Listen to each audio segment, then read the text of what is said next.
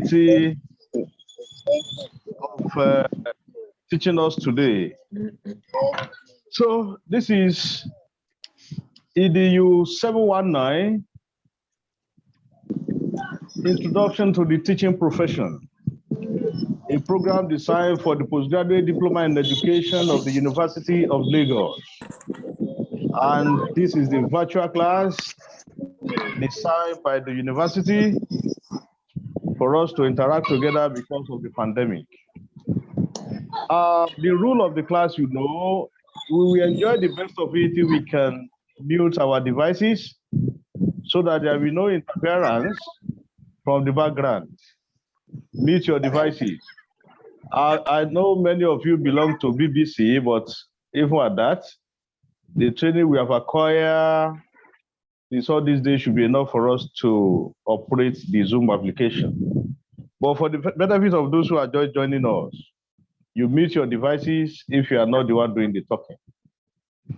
Yes, we have gone far. We have taken almost all the topics except this last one that we are going to consider today. And it's a very controversial topic. The image of teachers in Nigeria. The image of teachers in Nigeria. But before I go into that image of the teachers in Nigeria, what did we discuss last week? We look at the ethics or code of conduct of teaching. Ethics or code of conduct of teaching. If you recall, I told you that some professionals may get into trouble, not because they are not technically competent, but because they violate some of this code of conduct. Omobolanle Agbeniga, I can see your hand. You have something for us? Yes, sir. I just wanted to quickly let you know that some people are in the waiting room. Yeah, I can see them. They came late. They are distracting my attention. Yes, sir. Well, maybe I should. You can make is someone Hilary co-host. in the house? She's trying to get into the class. Okay.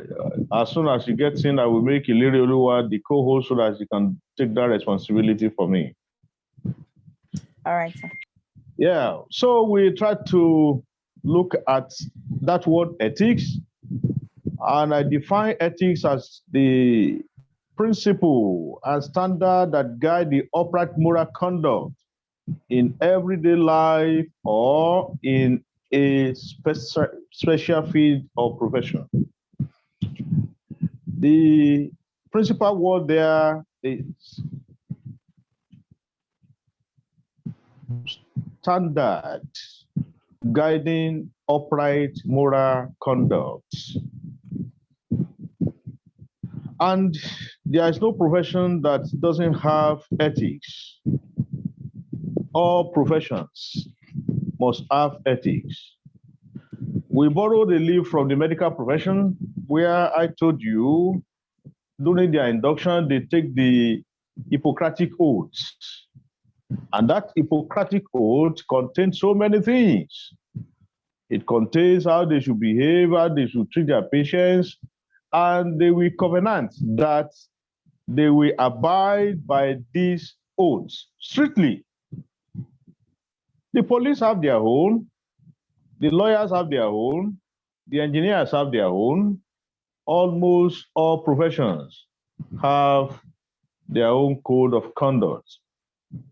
So if that is the situation, teaching must not be different, because already we have established that partly teaching is a profession. It is in the process of becoming a full profession in Nigeria. But as much as that is there, the ethics are also there to guide the moral uprightness of the practitioners in that profession. So that is the essence of these ethics. We saw a number of the ethics. You will remember we talked about commitment to students. We talk about commitment to the profession, commitment to the employer, commitment to the society, commitment to the parents. Yes, those are the 5 ethics that we consider in the teaching profession. I extensively expounded on each of these, and we saw various examples. And we saw also how a teacher can violate any of these ethics. So those were the things we discussed last week. But before I cross over to Macedonia, that is, before I cross over to the main topic of today, there's still another aspect of this ethics I want us to examine: the teacher and the law. I want us to briefly consider that, the teacher and the law. It is becoming rampant today that many teachers get into trouble. If you are conversant with the news, you will observe that most of the time you will hear that a teacher has been apprehended and is detained by the police, especially now that we have human rights units in almost all police stations in Nigeria. These human rights units are very much interested in matters that concern the children. And since teachers deal with the children, it is important that we know our limits in order for us not to get into trouble with this section of the police station. You will also recall that recently a bill has just passed the 3rd reading at the National Assembly, where they are trying to seek for the approval to criminalize sexual harassment in schools, not only at the tertiary institution, but also at all levels of education. Now, when this bill was sent to the National Assembly in the first instance, there were agitations from various quarters that why should the school be the center of focus? The simple answer to that is because teachers occupy sensitive position. And we also gave credence to these in the Holy Book. I am not speaking like a pastor, but I want to tell you that even the Almighty God recognizes the importance of teaching. In the book of James chapter 3 verse 1, you remember we refer to that section of the Bible, James 3 verse 1, that says that teachers will be given heavier judgment. Teachers will be given heavier judgment. Why not lawyers? Why not engineers? Why not doctors? Why would teachers be given heavier judgment? It is because they are expected to know better. And today, true, if a teacher has any cause to be in the courts, and by virtue of introducing himself, he should tell the judge that my name is so-so, I am a teacher. The judge will rest his case and conclude that, well, I am happy that you are a teacher. That shows that you must know what you are doing. If that person should introduce himself as an engineer, the judge may still doubt whether that person knows what he's doing. But teachers are expected to know better. So the children under our care today are overprotected.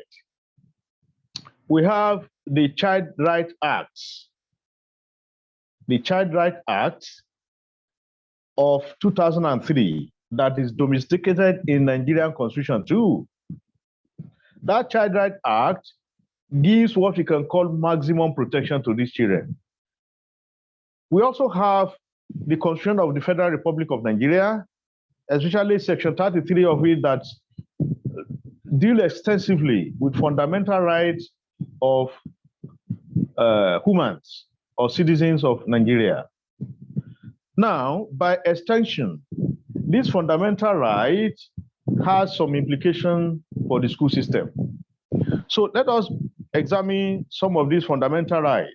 So today we are going to speak like lawyers, and we are going to examine some of the components of these fundamental rights and see how they apply to the school system. Section 33 of that right. Talk about right to life. Right to life. What this simply means is that every human being has right to life, and nobody under any condition, under any disguise, under any pretense has right to take that life. No one. But one may say that, well, I know myself, I can't commit murder. But do you know that one may be guilty of not murder, but something related to it by omission or commission? By omission or commission. And we can talk of murder. We can also talk of this other parallel manslaughter. Manslaughter. Why murder is a deliberate act, manslaughter may not be a deliberate act, and that is where we are going here. We know that it will not be easy for any teacher who is in his right senses to commit murder, but he can commit manslaughter. And if that happens, he will be violating this Section 33 of the Constitution of Nigeria. How can that happen in the school system? It can happen through corporal punishments. Through corporal punishments. If a teacher, through corporal punishments, inflict injuries that can lead to termination of someone's life in the school, that teacher has committed an offense, and that offense is a criminal offense according to that Section 33 of the Constitution of the Federal Republic of Nigeria. So you will observe today that the whole world is preaching against corporal punishment. In those days when we were in school, our parents would buy cane, very long and strong one. We'll take it to the school and give the teacher to flog us very well. So, teacher, this my boy is stubborn. Let me deal with him. That was in those days. But now, because of these various laws, acts, and constitutions, that cannot happen again. And by law, no teacher is permitted to punish any student or pupil through corporal punishments. It is only the head teacher that is allowed to do that. And once that happens, the reason for that punishment should be documented. The offense committed, the punishment given, the date, and every other details about that offense must be documented in a special book that is called punishment book. But the whole world is frowning at corporal punishment. So we should be wary of it, and we should desist from it if we are fond of that habit. Another way a teacher can commit or violate this right is if you maintain an unsafe playground in your school. Unsafe playground that can lead to accidents in your school. If an accident occurs, the school or the person in charge or the teacher concerned or the head teacher will be guilty of this right to life. Or you have naked electric wire in your school and you just ignore it, and accidentally a child or a student touches it and it results into death. That will be a serious one, and that will also amount to violation of this section of the law. So corporal punishment, maintenance of unsafe playground, or not giving attention to naked electric wire can make the school, the teacher, or the head teacher to violate this law. Section 34 of the Constitution also talk about right to dignity of human person. Right to dignity of human person. This means that all humans must be dignified. All humans must be accorded respect as humans, not as animals. Even animals have their rights too now. There are some things we do to animals and that person may land in the courts. So, by extension, this law is also relevant to the school system. And what do we mean? How can someone infringe on this right on the student under his care? You know, sometimes because of overzealousness, maybe on Friday, the school has called the hairstyle for the girls, a particular hairstyle for them to do over the weekend and come with it on Monday. And here are some students that refuse to do the approved hairstyle. It is not uncommon to see some overzealous teachers bringing such students to the assembly, disgracing them, talking to them, using derogatory languages. In some extreme cases, some teachers or head teacher may even take scissors to cut the hair. If that happens, that teacher will go to jail. That teacher will go to jail because that teacher has infringed on the rights to dignity of human person of that student. Or sometimes, some teacher may tell some students to go partially naked.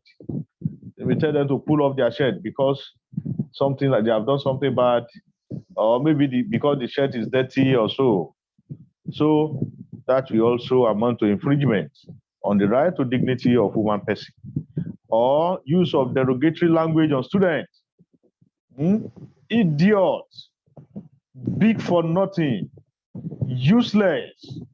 I know you can never succeed in life. All these are derogatory languages that must not be used on students. If a teacher uses that kind of language, the student can charge that teacher to court, can take the teacher to court. And when that happens, that teacher will be guilty because the teacher has violated Section 34 of the Constitution of the Federal Republic of Nigeria. The third one is right to personal liberty, and that can be found on Section 35 of that same Constitution. Section 35, right to personal liberty. How can the school system infringe on this right? Well, especially in the private schools, where students are meant to pay for exam, pay school fees before they qualify to write any external examination. It is an offense whether that student has paid the school fees or not. It is an offense to bar that student from taking the examination he has paid and registered for. Some of you, after registering for WAEC or NECO examinations, but because that student has not paid the school fees, you disallow the student from writing that exam, or you delay the student from writing the exam, you are committing a serious offense. So it's a serious offense. The only thing you can do is that you may not register that student for that exam. If that student has not paid all the bills in the school, it is better you do not register that child or that student than for you to register the student and deny the student opportunity to take the exam at the appropriate time. If that happens, the student can sue the teacher, and that teacher will be found guilty because the teacher has violated that section of the law. So if a student has been registered for an exam, let that student write the exam. In the University of Lagos, for example, there was a time we were using examination malpractice law. We have our own examination malpractice laws, and we have examination malpractice form.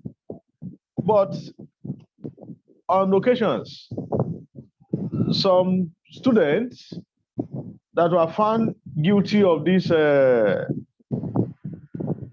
offenses took the university to court. And the court ruled that the university has no right to prosecute any offender. They are not the judiciary. So they have no right to prosecute any offender. But you know, scholars, we are very smart. We are very smart. When we realize that, we have our own legal department too. We have our faculty of law, and we can go to them for advice. So instead of malpractice, then we change it to misconduct. After all, we have right to judge our own students on misconduct. So what we hear in the system now is examination misconduct, no longer malpractice, because the court has ruled that we don't have right to try anyone on malpractice. We can have financial malpractice. We can have examination malpractice. But when we have that, it is the duty of the judiciary to prosecute such person. But misconduct can be tried at the university level. So we change that form, we change that law to misconduct, examination misconduct, instead of malpractice. And that is what you see now. So by the time you'll be writing your exam, I pray that no one of you will have any cause to fill that form.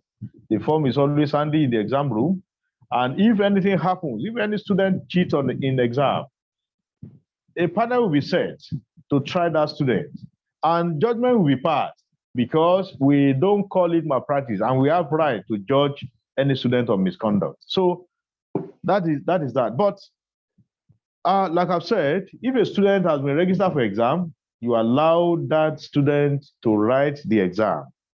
If you bar that student from writing the exam, you are committing a criminal offense, and if found guilty, that teacher can go to jail. Now I move to section 36 that talk about right to fair hearing. Right to fair hearing. Well, when we talk of right to fair hearing, of course, we know that from time to time, students will commit offenses in the school. They will violate the school rules and regulations.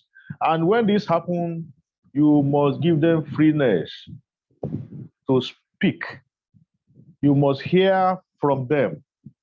You must not just conclude your matter without giving them fair hearing. It has happened in the case of University of Lagos versus Student Union, when some members of the student union, executive members, they disrupted the peace of the university, shut the university gate for days, and did not allow people to have access to their own private life. But when they were taken to court, they said that they were not giving fair hearing, that they did not hear from them. So whether in your mind you feel that what they have done is right or wrong, they still have right to fair hearing. Or if the matter involves two parties, it may be two groups of students, it may be two individuals, you allow the two of them to narrate their own sides of the matter. You don't just conclude by hearing from one person. So you don't do that. Fair hearing is very important. Yes, section 38 is also very relevant to the school system, and that is right to freedom of thought, conscience, and religion. Right to freedom of thought, conscience, and religion. No religion has been selected in Nigeria as official religion. We have official language, but we don't have official religion. This is because Nigeria is a secular nation and there is no adoption of any religion. But we know that principally in Nigeria, we have three religions. We have the Christian religion, we have Islamic religion, and we also have the African traditional religion. These religions are accepted, they are recognized. So you must not force religion on any student in your school. It is not allowed. Unless the school is a mission school. And at the point of admitting the students, you should let them know all the rules and regulations that guide the operation of the school. That religious worship is compulsory in this school. It's a mission school. If that student is comfortable with it, so be it. But in other schools, especially public schools, government schools, where all children have equal rights, no teacher should force any religion on any student. Yes, the law that says one must associate also give freedom to individual not to associate.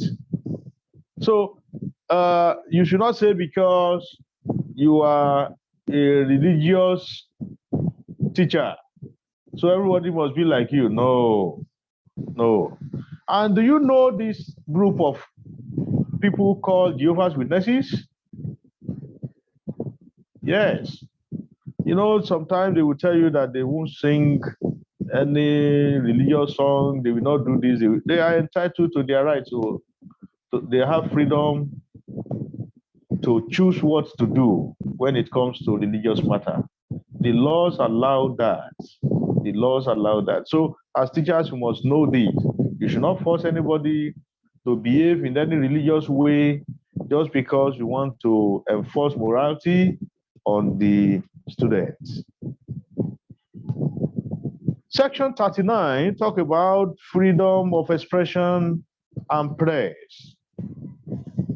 This means that no school has right to suspend the student from expressing his opinion in a polite and peaceful way. You must not penalize any student for expressing his opinion.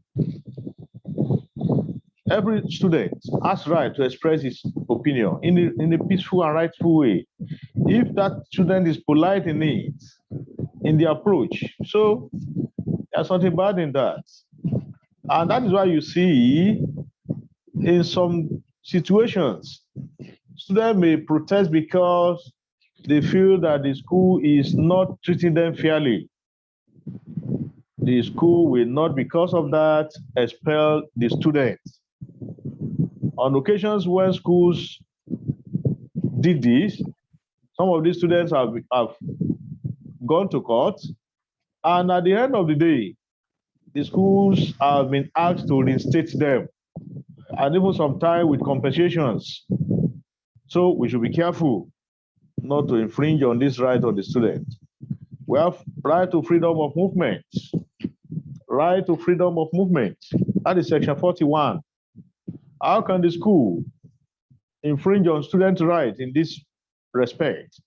If you detain students in the school after school hours, just because you want to punish that student, it's an offense, and you have infringed on the right of that student to movement. Any punishment you want to give the child or the student must be within the school hours. Anything that happens after the school hours will amount to criminal offense. So we have to be careful. And the last one we are discussing is section 42 that talks about right to freedom from discrimination. Right to freedom from discrimination. How can the school system infringe on the students' rights in this manner? If you deny students admission because of tribe, because of gender, because of religion, or because of state of origin, you are committing an offense and you are infringing on the right to freedom from discrimination on that child. So it means that all students, all children must be treated equally, irrespective of the tribe, irrespective of gender or religion or state of origin. This should not matter in the school system. They have equal rights and they must be treated as such. So these are the aspects of the fundamental rights in the Constitution that relate to the school and that are relevant to the school. Okay? Somebody wants to hear what I said about right to freedom from discrimination, section 42. Section 42, right to freedom from discrimination. I said no child or student should be denied admission because of tribe, because of gender, because of religion or state of origin. One can be denied or may be denied admission because of performance, but not because that person belongs to one religious group or the other, or because that person belongs to one gender or the other. That should not happen. So I am very sure you take cognizance of all these rights and you will use them to protect yourself in the school. And instead of your students to take you to court, you will give them knowledge that will be relevant to them and that will make them to be useful to themselves and the society in general in life. Now we go to the last topic, public image of teachers. Public image of teachers. This class is a very good laboratory for me to conduct an experiment. Good laboratory because originally, I'm very sure when many of you pick your UTME form in those days, if, or not even if, many of you may be advised to take education as your course of study. I am very sure that many of you said over your dead body, education, me, over my dead body. I will never do education. But here you are now. This is education program where I want to welcome you back to your original home.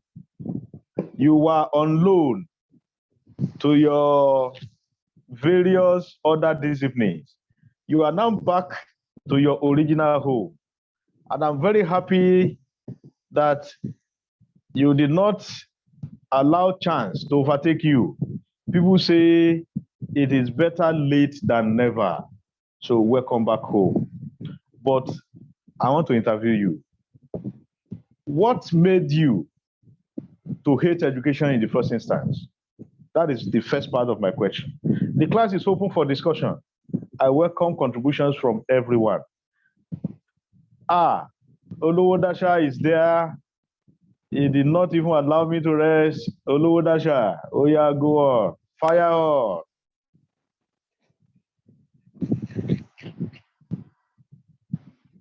Unmute your device and fire on. Good evening, sir. Good evening. Thank you for the interesting lectures always, sir.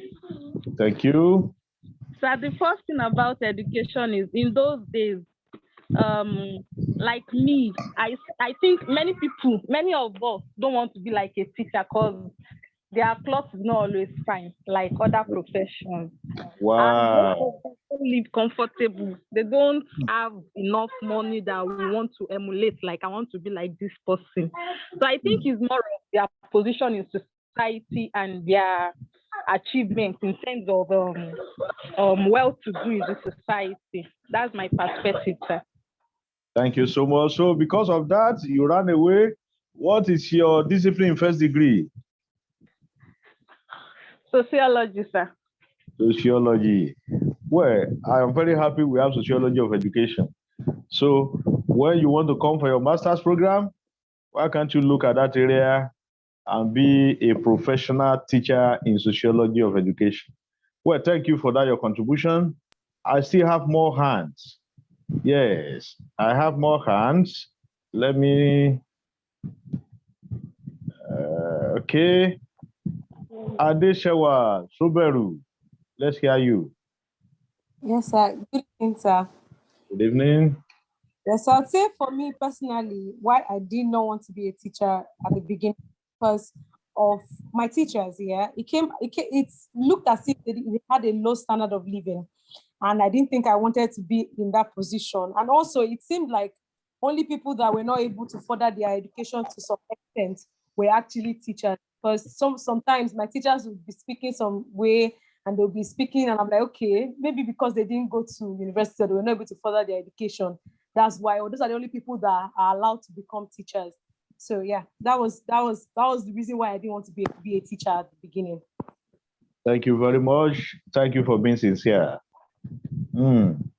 Akim Saka, over to you. Good evening, sir. Good evening. Thank you for today's wonderful lecture. Thank you for coming. Yeah, basically, one of the reasons or the major reason of not going for teaching profession is purely poor remuneration and condition of service. Thank you. Thank you, sir. Thank you. That's another fantastic point. Yeah. Okay. Teniola Obasa. Good evening, sir. Good evening. Thank you for your lecture. I always enjoy your class. Thank you. I enjoy your decorum too. Your intellectual decorum is superb. But sir, I'm different too. Okay. I loved education. I just wanted to be a medical doctor that time. All right. I love my teachers because I went to a school where the teachers, they presented themselves very well, even though they were not well paid, but they had dignity. And they were well cultured, and they trained us, in so many things that I'm still using today. So I never hated education. So I'm an exception. Thank you. Yes, sir. We appreciate your sincerity too. Chidima Maureen Obi. Good evening, sir. Good evening. Okay, I used to think that being a teacher is not really a very big profession. I did not see teaching as a career path one could take. I usually see, okay, medical sciences, law as career fields that are worthy of note. So whoever is teaching is probably doing it as a part-time job, or maybe they are not fully educated. Although I love teaching, but now I think I know better. Thank you. Chika Amaifuna. Thank you, sir. Thank you. First of all, I really want to appreciate you for the way you've been taking us in this. I wish every other teacher would be like you, seriously. We have individual differences too. So I really enjoy your lessons. Thank you.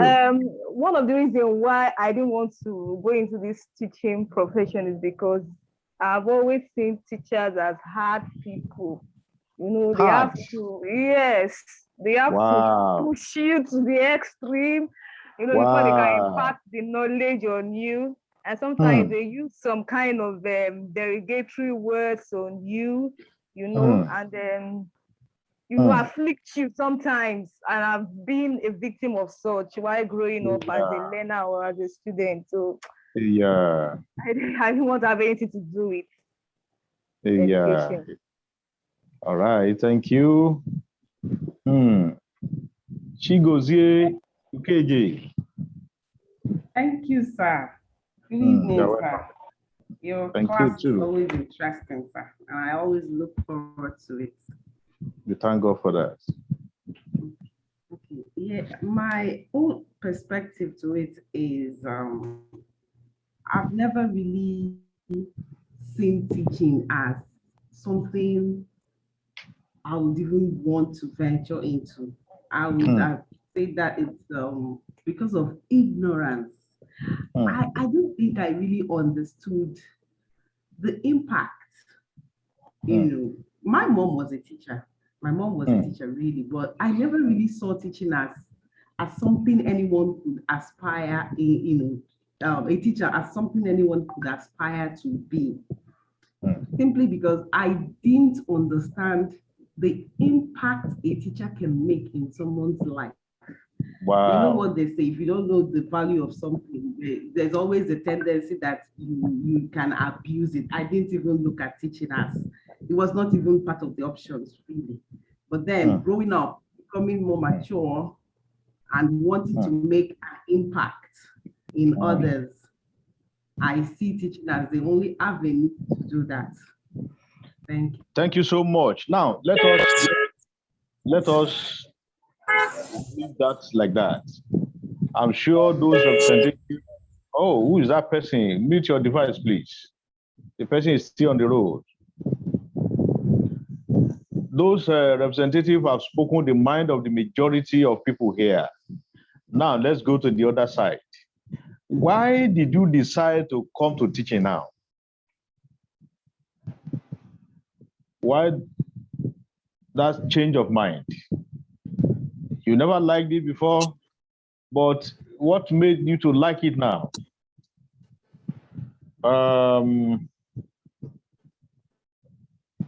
Okay, Esther Akirile. Okay, good evening, good evening, sir. Good Thanks evening. very much for the opportunity. Actually, this is my first time of attending this class, and I must commend that since I've attended today, it's been interesting. Okay, for me, teaching has always been what I wanted. So it's not like I went, I came back. It has always been what I wanted, but the idea of teachers not always in the public, they always sideline teachers. They don't have anything to offer. Yeah. So for me, teaching has always been something I love to do. Yes, sir. Thank you very much. Sir. Thank you. Who else can we call?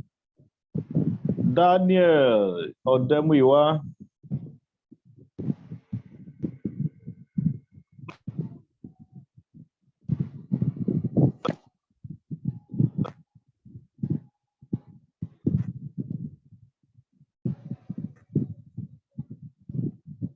Daniel, we are with you.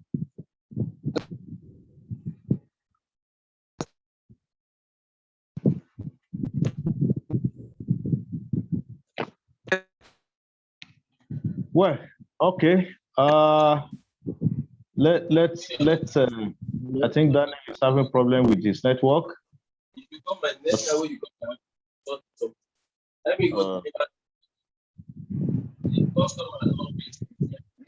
Daniel is on the road. We can't hear you well. Well, let's take it like that. And yes, I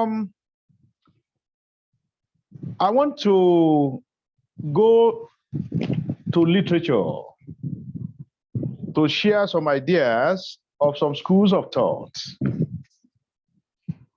For example, there was this Irish writer, and those of you in English or literature would know him very well, George Bernard Shaw. George Bernard Shaw, you might have read his book. He wrote so many books. In one of his books, he wrote something that is very, very germane to our discussion today. I want to quote a section of that book. He said, "There is nothing on earth intended for innocent people so horrible as a school." Did you get that? Bernard Shaw said, No, sir. He said, "There is nothing on earth intended for innocent people so horrible as a school." Who are these people? I will not admit anybody. These newcomers are disturbing us. On entering the class, courtesy demand that you mute your device. Because if you don't mute your device, the background noise will interfere. We won't enjoy it again. George Bernard Shaw, in one of his books, said that there is nothing so horrible than a school. And he even compared school with a prison. He said, in prison, the wardens will not force you to read or write anything. But in school, the teachers will force you to write, they will force you to read, they will force you to do things. And that corroborates the person that says she saw teachers as being wicked and terrible people. Amabalanle, what is the problem again?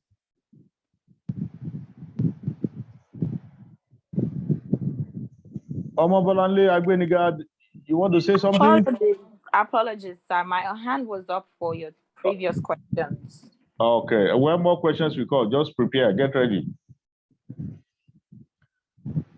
You can see that sentiment. He said, the school is a horrible place, that the greatest torture you can give to any woman is to send him to school. That is the way he sees school. And some of us may see school like that too. And who are the major actors in this horrible institution is the teachers. So I am not surprised if some people now, because of that, decide that they will not want to be teachers. Another author who tried to corroborate what Bernard Shaw wrote in his own book, his name is Brenton. You know what he said?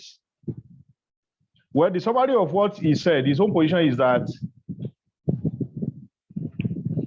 people believe teaching jobs should be for women. And why? Because they consider it as the only low-profile job that requires more skill and intelligence. That professions like medicine, like law, like engineering should not be for women because all those professions are tough.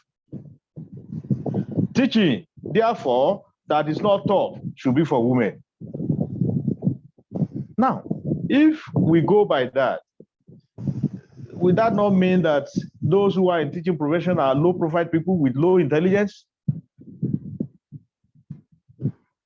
I don't know if you get my analogy.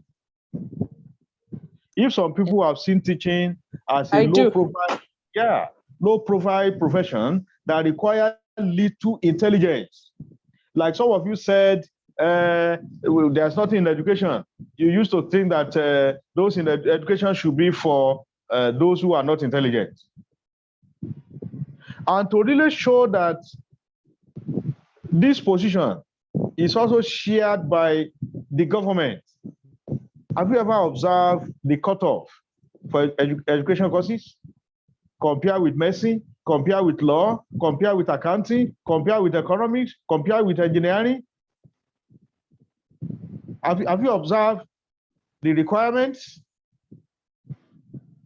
Now, have you even observed the cutoff for teachers training institutions like the colleges of education? Can you see how ridiculous the cutoff is? If one look at it from that perspective, it is very easy to conclude that teaching is for those who are not intelligent.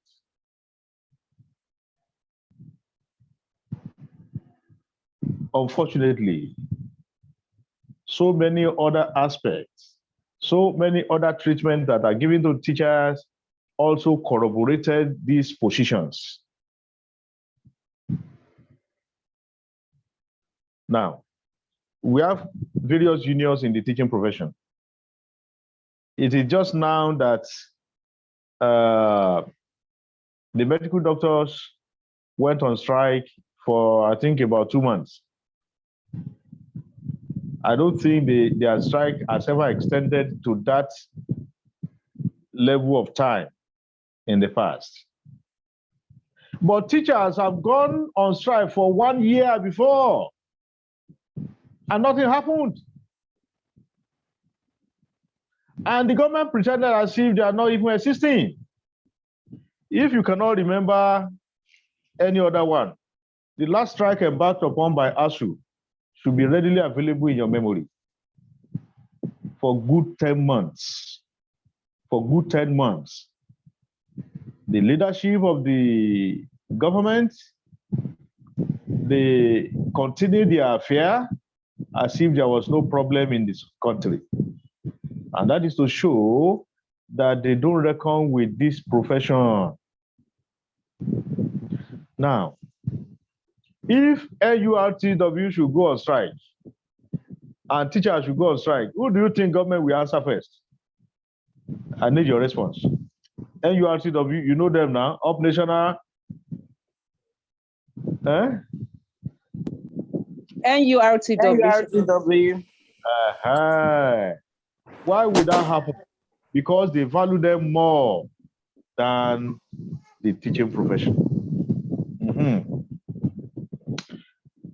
Also, if you pay visits to some of the schools, whether public or private, and you see the treatment that is given to teachers, sometimes you will doubt whether people treasure what they do at all. To make this matter worse, they even say our reward is in heaven. Can you see that? Have you not heard that before? Teachers' rewards are in heaven. Very well, sir. Yes, Is sir. Very well. Is that not a fallacy? Very well, sir. That is a fallacy. That is ridiculous. But what happens before that teacher gets to heaven? And what is the assurance that the teacher will even go to heaven? Ileri Oluwa, what is the issue? Teachers' reward is on earth, though. Teachers' day came and went, and I enjoyed. I'm still enjoying. Thank you. I'm trying to share some sentiment in the society with you. The various positions of people in the society about this profession is what I'm trying to share with you, so that by the time we reach the heart of this discussion, you will know what to say. Why can't they say doctors' rewards are in heaven, lawyers' rewards? Why are their own rewards not in heaven? Why is it that it's only teachers' reward? Why will teacher have to wait, endure all the agony in this world on the head, and wait until he gets to heaven before he enjoys? Why? It's very ridiculous. I conducted a research in my class sometime. I asked my undergraduate students in their final year. They are in education, but I asked them, how many of them would like to be teachers when they finish their program? Out of about 90 students in the class, maybe I was able to get about 6. I was able to get about 6 that really said they would like to be teachers. Others said they would like to be other things. And I want further to ask for the reasons for their choices. Some of them said because teaching profession is not recognized, because they are not well remunerated. Is it not true? When you talk of remuneration, that is another crucial matter on its own.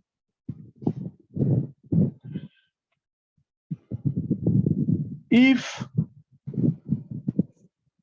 the country put it in the policy document that no country can develop above the level of its education. If you go to the national policy on education, you see that phrase there. No country can develop above its level of education, and no education can develop above the level of its teacher, and these teachers are poorly remunerated. Don't you see hypocrisy there? Still in that policy document, and as we have discussed in our previous class, it was stated clearly that all teachers in the classrooms in Nigeria at all levels, from primary to tertiary level, must be trained. We discussed that, and that is what TRCN is hanging on. TRCN is hanging on that.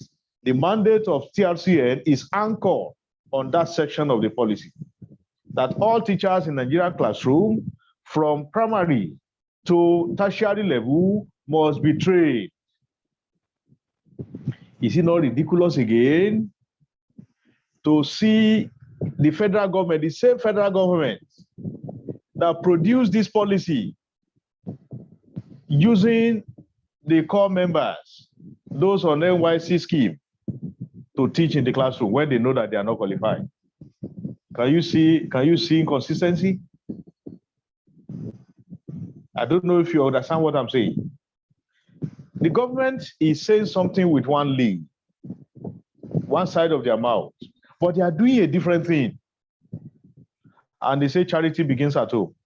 We expect that same government to demonstrate what they are saying, so that those who are not yet complying with that law will not see the need why they must comply.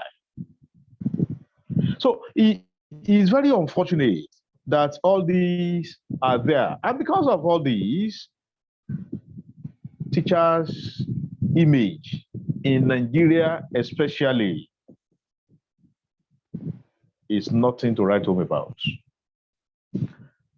I don't know if you know that time in that era in Lagos, when landlord would display their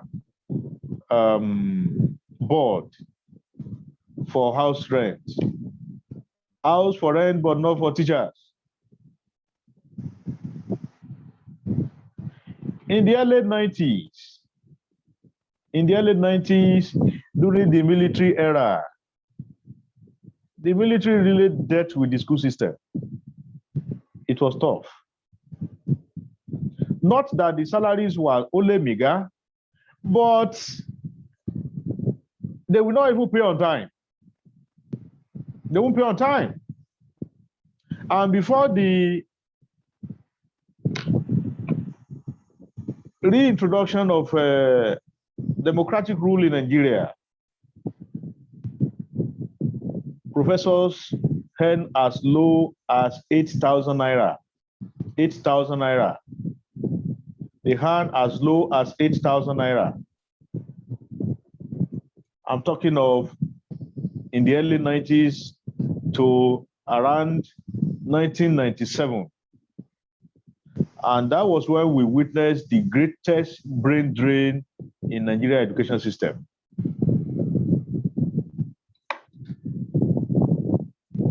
Now, if you have a child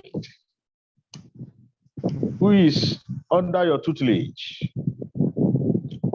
and you are a teacher, and that child sees how you complain every time,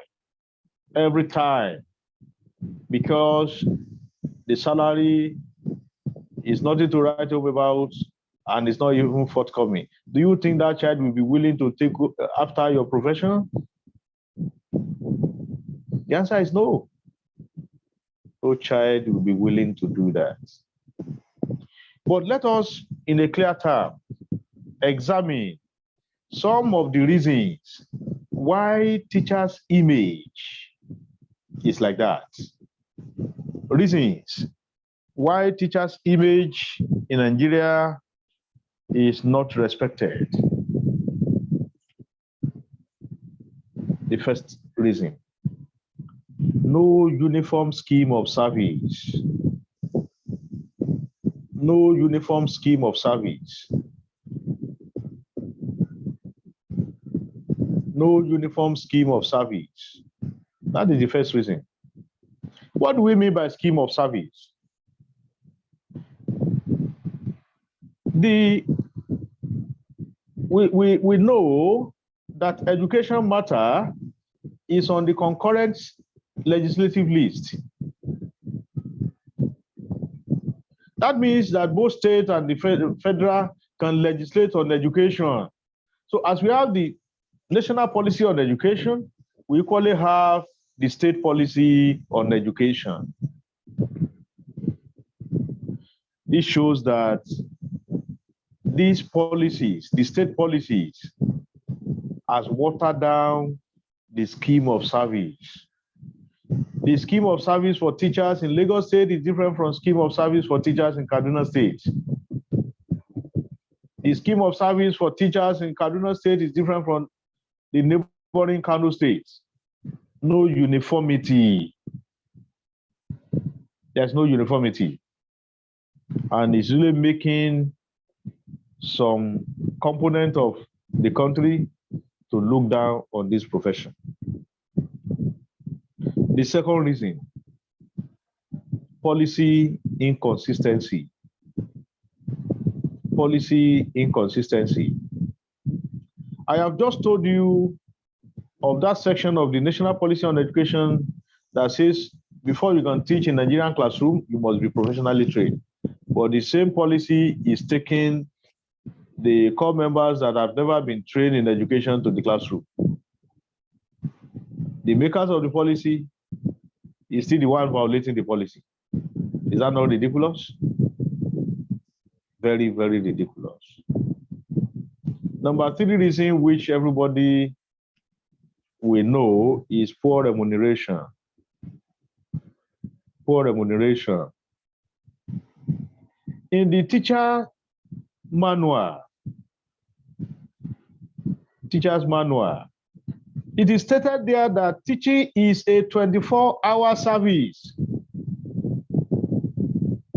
When you describe something as a 24-hour service, and out of the 24 hours that the teacher is working, you only pay him 1 hour. What happened to the remaining 23 hours? That is the situation. That is the situation. I have explained to you the meaning of that 24-hour service. If we say that teaching is a 24-hour service, it means that every time the teacher is teaching, whether consciously or unconsciously, whether covertly or overtly, that teacher is teaching. And I told you, even if a teacher is sleeping, he's teaching. Because his student will watch how he sleeps. And they will adopt that as the right way to sleep. If it's not, they will snore too.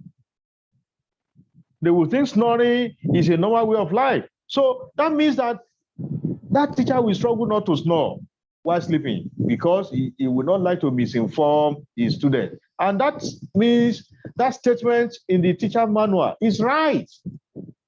That says teaching is a 24-hour service. But if teaching is a 24-hour service, are teachers remunerated for 24 hours? There is a disequilibrium, disequity in that. Another reason is that no control of entry. No control of entry. I'm very sure majority of you in this class, you teach in the classrooms. But you are there teaching in the classroom without the necessary qualification. And nobody is talking about that. Nobody is disturbing you. Because people believe that anybody can teach. If we go back to the definition of a school teacher, although when we talk about teacher, I told you that everybody is a teacher. And we mentioned a number of individuals, a number of personalities that can be regarded as teachers. Pastor, father, mother. We even said history and experiences are teachers. But they are not professional teachers, they are not school teachers. But there's no one that is controlling the entry of people into this profession. It is open to all Dicks and Harry. Is it not ridiculous? Can I just pick a stethoscope and go to the hospital and claim to be a medical doctor when I've not been trained to practice medicine?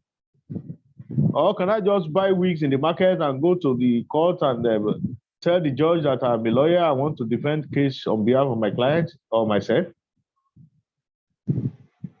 It can happen in another client, but it's only in teaching you see this. And because people believe that anybody can teach, so why the respect? If anybody can teach, definitely there will be no need of respecting those that are there. Any work that anybody can do will not command any respect. Another reason is poor funding. Education is poorly funded. Education is poorly funded. Those at the end of affair believe that education does not yield quick return. does not yield quick economic return, whether to the individual or to the society. They prefer to put their money in transport section than to put it in education, because they know that any money that is put in transport section will bring return, quick one. But investment into education does not bring quick return. But despite that, does it mean that it doesn't bring return at all? It does, but it may be in the long run. But people want quick return, immediate return in the short run. And since education cannot give it, so they don't commit much fund into it. If you look at the budget of Nigeria in the last 5 years, you will see that the amount of money that is committed to education is ridiculously low. It is ridiculously low. Less than 10% in so many instances. Less than 10%. It's very unfortunate. The last point here is proliferation of unions. Proliferation of unions. Proliferation of unions. Even the system itself, those in the system, those in the teaching profession, they do not like each other. There is no common voice. No common voice. You see those in the primary school, they will say they are teachers. Those in secondary school are now claiming to be tutors. Those in tertiary institution, they will say they are not teachers, they are lecturers. Can you see that? And as we have this line of divisions, the same thing applies to their union. The lower level, we'll be talking of NUT. They will say they belong to NUT. Those in tertiary institution will say they are ASU, they are COASU, they are ASU in the polytechnics. No common voice to talk. And this has been bringing divisions in the sector. There's a proverb in Yoruba that says that because snakes do not go together in mass, that is why people kill them easily. What is the point here? The point is that truly, if you see about 1,000 snakes of different species embarking on a journey, one after the other, they follow each other, about 1,000. Who is that person that we wait? So what we are saying here is that if teachers at the primary school, with teachers at the secondary school, with teachers in the higher institutions, should join voices together to fight all these injustices that are happening to them, don't you think they will succeed? They will. But when NUT is fighting the government because of a matter, as we say, it's not their problem. ASUP, Association of Union of Polytechnics, we say it is not their matter. And this division will not make them to achieve anything. We went on strike for 10 months. What did we achieve? That's the problem. That's the problem. So you see that because of all these problems, adequate respect, needed respect is not being accorded to the profession. That is it. Let us obtain visas to visit some other countries especially the developed countries, to see how teachers are being treated and to see the image of teachers in those countries. Our first point of call will be to the Embassy of Japan, and I'm very sure the Japanese High Commission will be willing to grant all of us visa to visit that country. We are not terrorists. We only want to look at the image of teachers in their country. Here we are in Japan. How are teachers treated in Japan? Right from the teachers training institutions, the journey begins from there. There is a qualifying exam that an intending teacher will write before he is allowed to practice. Before that teacher will be allowed to practice, that exam was described by Japanese as tough. Japanese described that exam as a very tough exam. Now, what about admission into teacher training institutions? The entry qualification into teachers training institution in Japan is very tough. Why? Because the best brain are attracted into the teaching profession in Japan. And how did they describe their remuneration? I want to read some things to you. All elementary and secondary teachers receive 10% more than civil servants in the same length of service in Japan. I'm not sure you got that. All elementary and secondary teachers receive 10% more than civil servants in the same length of service. Is it the same in Nigeria?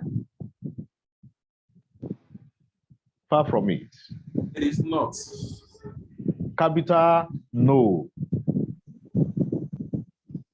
Yes, capital, no. The reason is because Japan has long realized that the only way to lead the world is through education, not through military might. Not through military might. In your history of education, I am sure you'll have been taught the Spartan system of education. And in those periods, military world power used to be determined by military might. Whoever had military might will be regarded as the world power.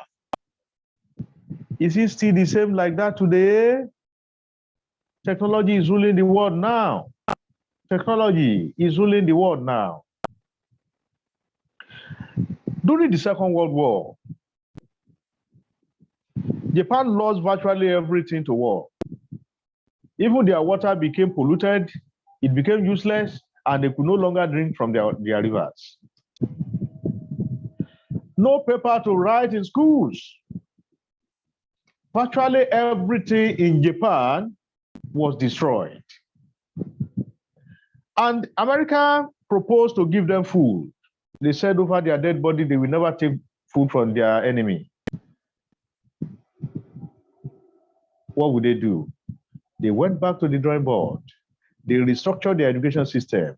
Little wonder they put teachers as priority, as the highest paid worker in Japan. And because of this, is Japan not ruling the world today? Is there any home you will go to, you will not see a Japanese product? When we even go to market, you see Chinese product, you see Japanese product. Which one will you choose first?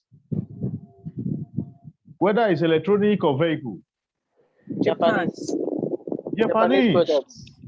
They are able to reach that height because of education. And the magic behind it is their teachers. So little wonder they now pay teachers higher than every other person in the economy. That is not the only thing, though.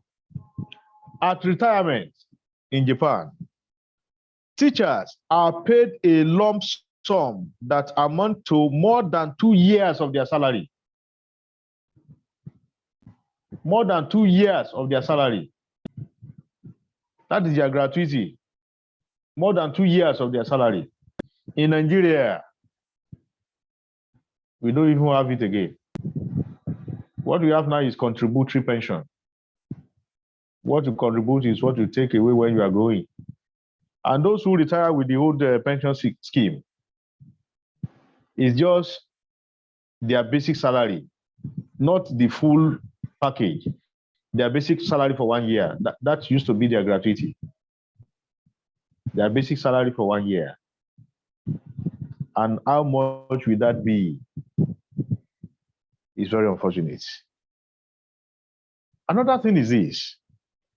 Teachers with 40 years of service, teachers in Japan with 40 years of service receive an annual pension of 70% of the last salary for the rest of their life till they die. Till they die. We didn't get that, sir. Teachers with 40 years of service, teachers who have spent 40 years in Japanese classroom, will receive pension of 70% of their last salary, the last salary. When they retire, the last salary they collect, 70% of it will become what that teacher will be getting till he dies. If you are in that system as a teacher, tell me, what will stop you from giving your best? Will anything stop you from giving your best? Nothing, of course.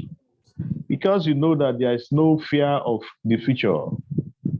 Why some of us are divided in attention is because we fear the future. If we concentrate too much on this system that doesn't reward hard work, one may regret. One may regret. And like some people will say, you're in brain before you retire. That's it. American system is not too different from the Japanese system. Likewise, the British system. Before teachers are certified in American system, there are a lot of entry requirements, including examinations that teacher will write. And once he becomes certified, he collects salary that is commensurate with people of his caliber in the country.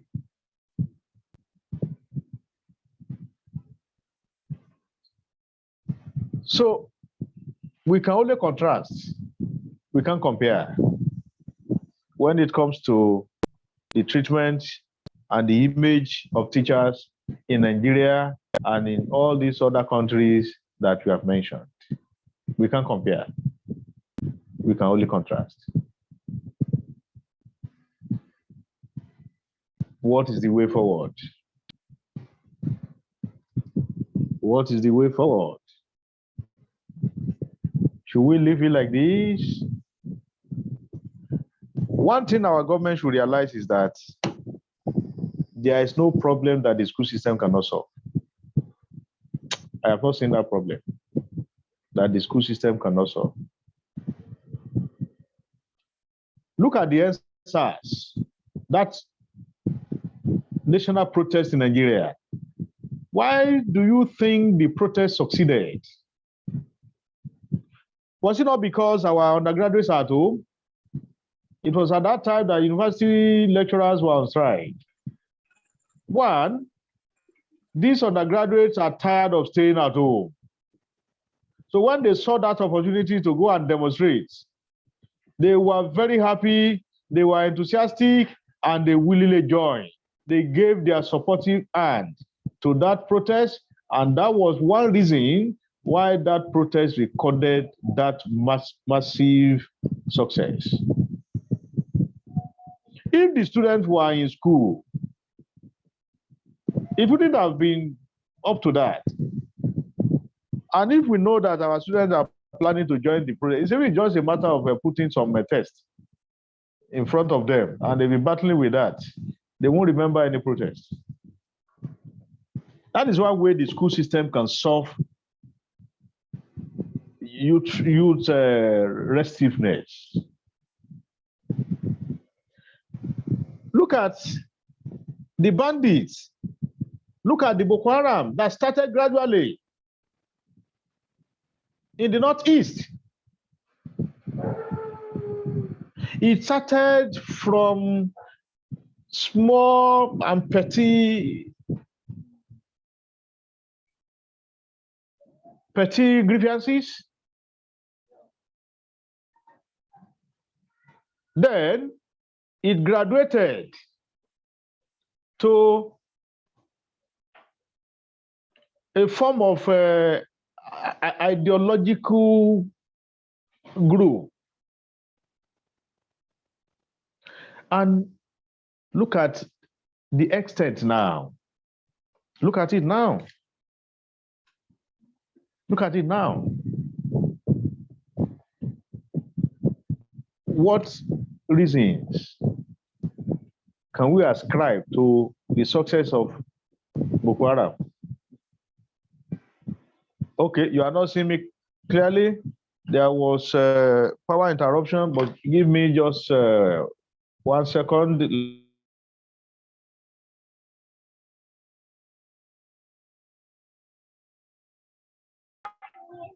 Niger for sure.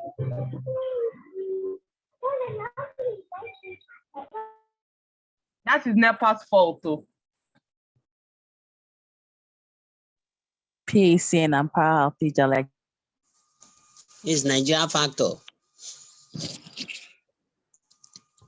NEPA doesn't know.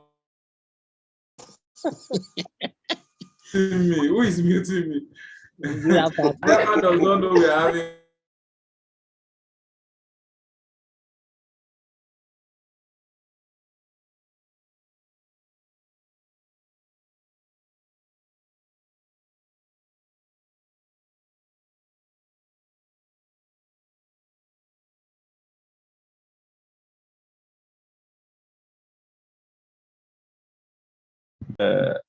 Power interruption. Yeah. The bandits in the Northeast, the first reason they gave was because, you know, they said Boko Haram, that this book is forbidden. It's because they have been neglected. Those over there will tell them not to go to school. They will tell them to go to Quranic school. But they now realize that they could not use their Quranic education to get job. And those who told them not to go to school, they are sending their own children to school. And those children they are the one leading them from time to time. The father will rule after the demise of the father. The son will take over. After that, the grandson will also take over, and it continues like that. Why they are relegated to perpetual poverty. But if education plays its role well, that kind of banditry will not be there. It will not be there because the system will have taken care of everyone.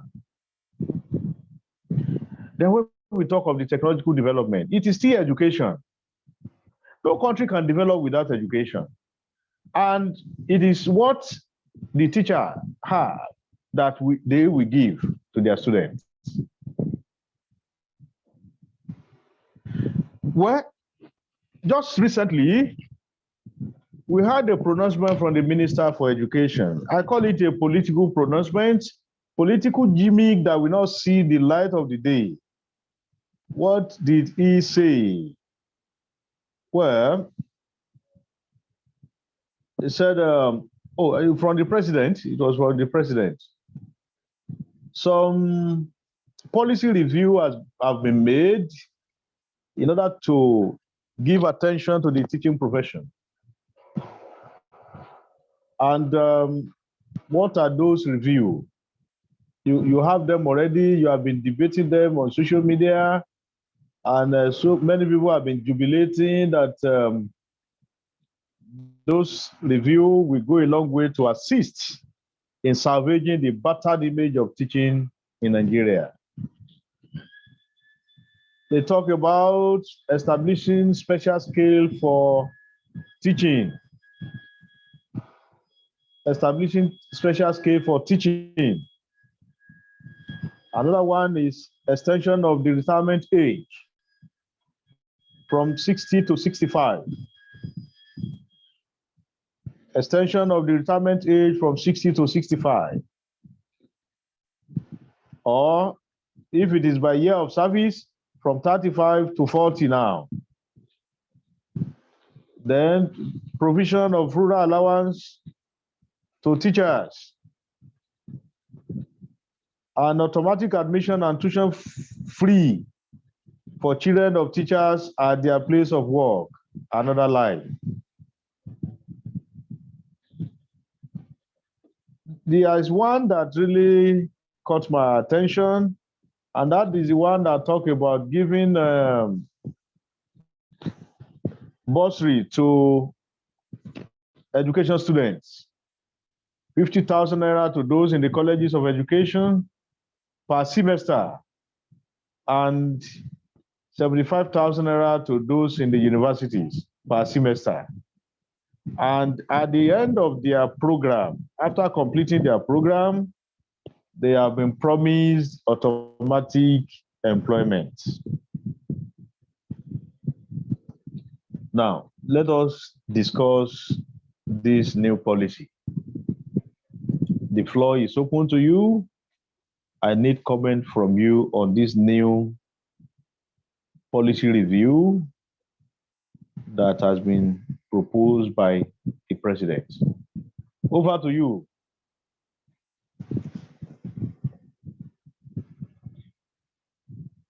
What do you see about it? Morenike Abiodun. Sir, good evening, sir. Good evening. Well done, sir. Thank you. Yes, I did. Giving a free tuition fee to children of teachers. When I was younger, I heard that was what they used to do. Though I don't know whether that one spanned to university level, but I know then that when they are in primary school, the teachers do bring their children to the school where they teach. And some of them will say they are not paying for those children. Even though I heard that some were saying they were giving 50% more and things like that. So I don't know, sir. So it's not applicable again. That is the question, sir. It's not. That is why they want to bring it back. They want to bring it back. I also know that those who attended teachers' colleges during our time will not pay anything. They will just go to school. Even their uniform will be given to them free. No payment, whether tuition or hostel accommodation or feeding, it used to be free then. Well, let's listen to other opinions. Omobolanle again, Agbeniga.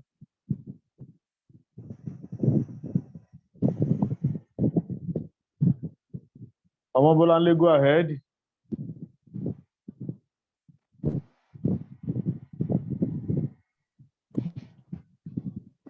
Okay, thank you, sir. I have just been unmuted.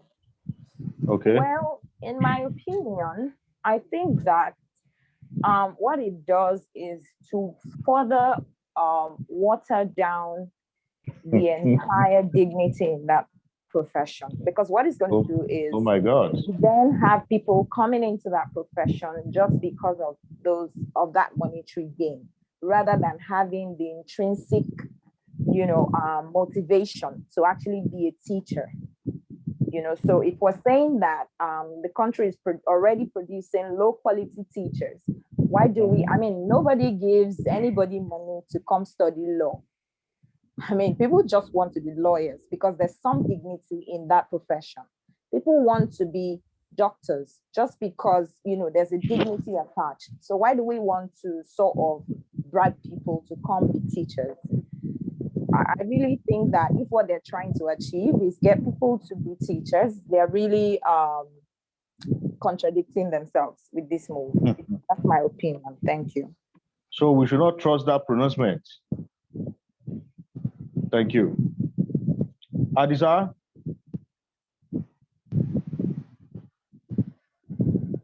Good evening, sir. Good evening, our Hebrew Yes, governor. on the new, yes, sir. So on the new policy, I think we are in Nigeria and everybody understands how it works here. So I pray it is not a political statement. In a country where ASU protests and they make some promises, and the next year you see the same complaints again, the same thing applicable to the medical practitioners. Of course, the policies are really nice when they are good, and it's going to uplift the face of the profession, because considering the instances you've given us so far, going to Japan and seeing the way they are treating teachers or treating those people that are educational practitioners. So extension of the retirement age and the provision of allowance for teachers and also for students who are studying the course will definitely change the general perception or notion that teachers are poor and teachers are not meant to be treated, or it's not a good profession.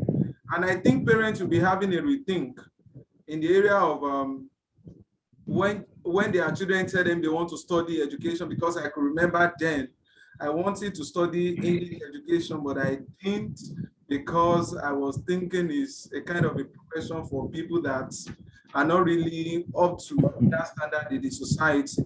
But with exposure and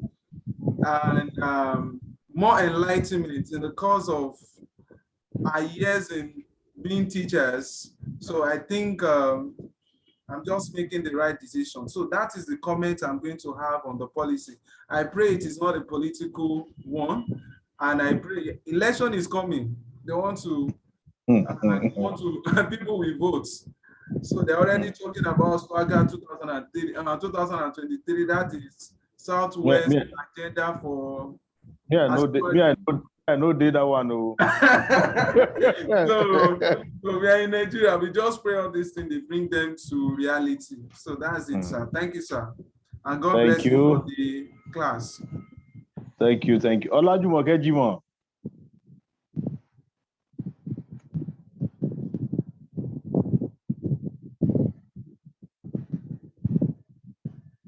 Olajumoke Jimoh, not forthcoming. Okay. Ruth Akpan. Ruth Akpan is a first timer too, and she wants to contribute. Oh yeah, Ruth, we are with you.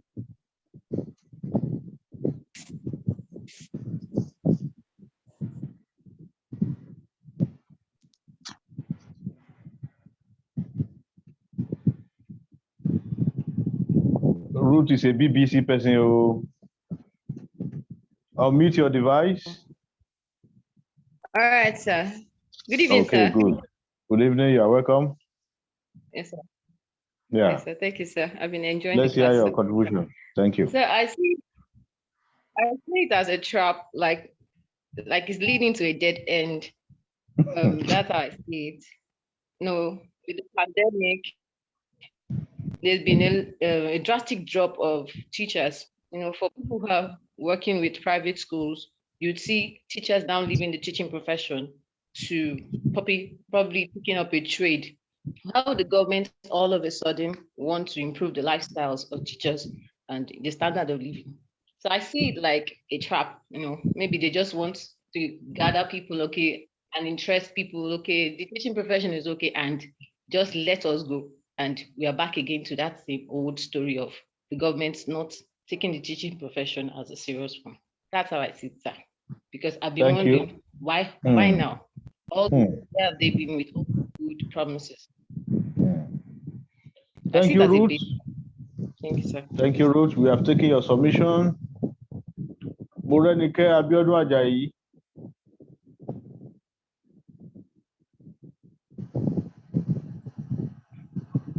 Sir, I did raise my hand, sir. Maybe the previous one. Okay. Oluwadasa again. Olowadasa, sorry.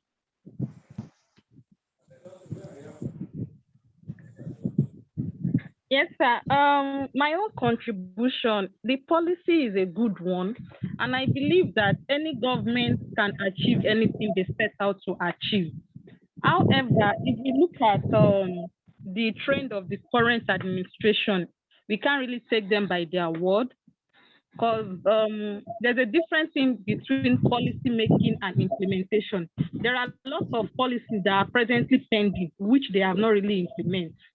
Secondly, I think in Nigeria here, most of our leaders, if we are to look at it critically, corruption of the highest order is what they involve themselves in, and they are mostly selfish. Even looking at the terms of medical doctor strike, fighting for the health sector facility, which is mostly used by the common men. Ordinary headache, they fly abroad to treat themselves. So the policies they make are mostly what favors the wealthy in the society, not for the masses. However, we won't totally say that it is not possible. We can't totally say that it is propaganda for 2023 election, which is their own selfish reason. Because I was watching a news some days ago, and I saw where the Osun State governor submitted the budget for 2022 with the education sector carrying about 31% of that budget. Wow. So That's fantastic. it is very possible for them to implement it if they actually want. A government can do whatever they set out to do. That's my submission, sir. Thank you so much for that brilliant submission. Now let's listen to Achapu,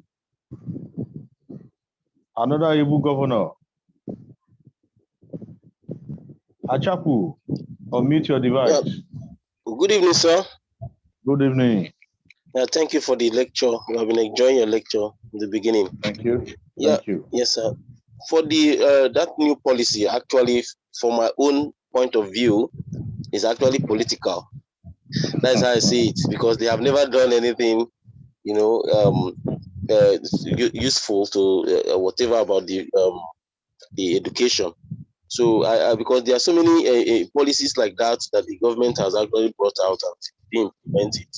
They will just bring and they will start, they will just say something about a policy, and after a while it will be pending for a very long time and it will not be done. But actually, for the other side of that, I would take the other side, that maybe they may have a change of mind this time, a change of thought, and maybe implement it.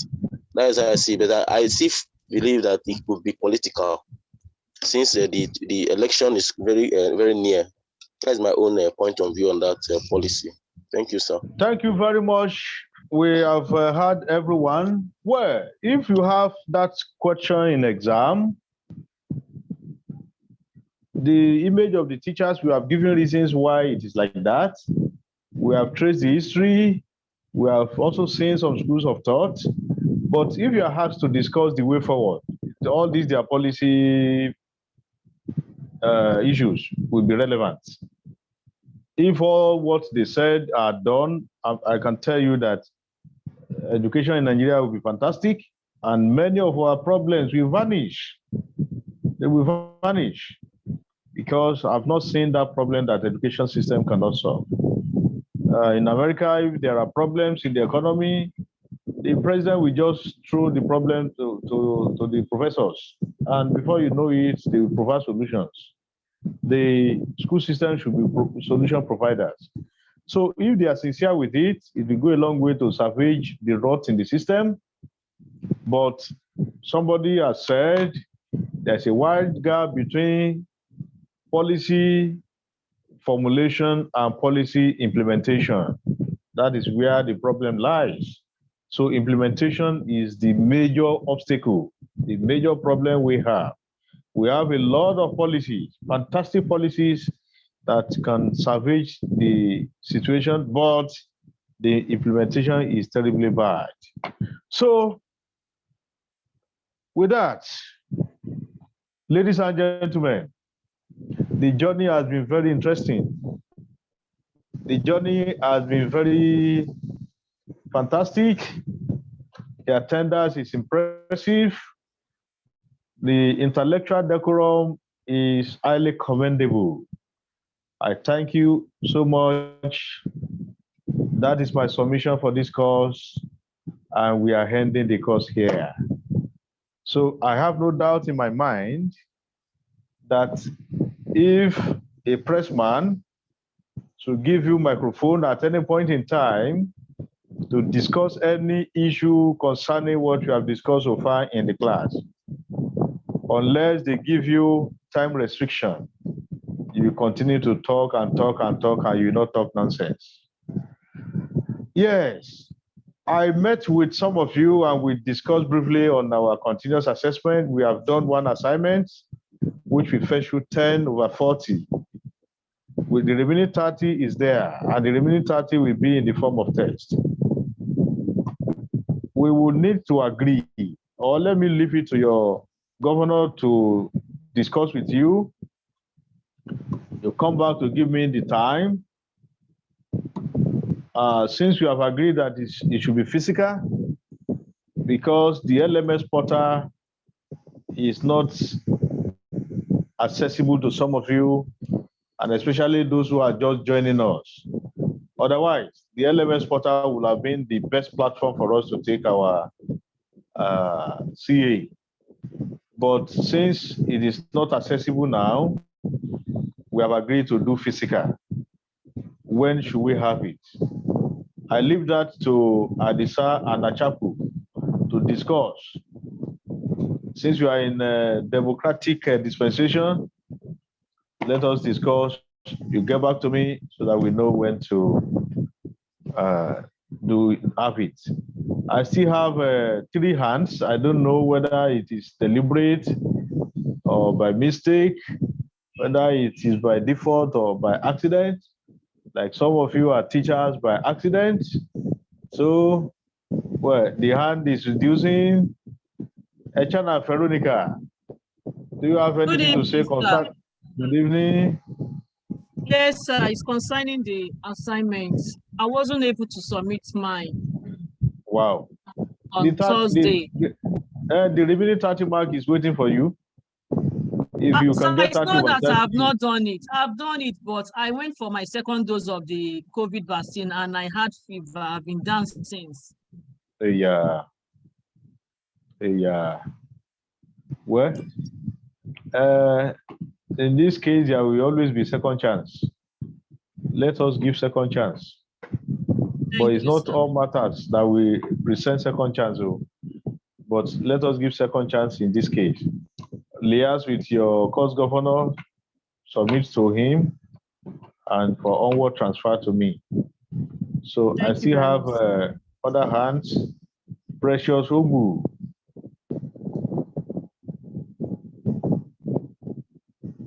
Precious Ubu. Okay, good evening. Good evening. I wanted to say this, comment on what Veronica has said. Thank you very much for the second chance, sir. All right. Thank you too. Ladies and gentlemen,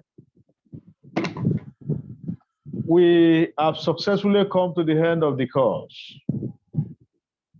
So, with the little you have heard,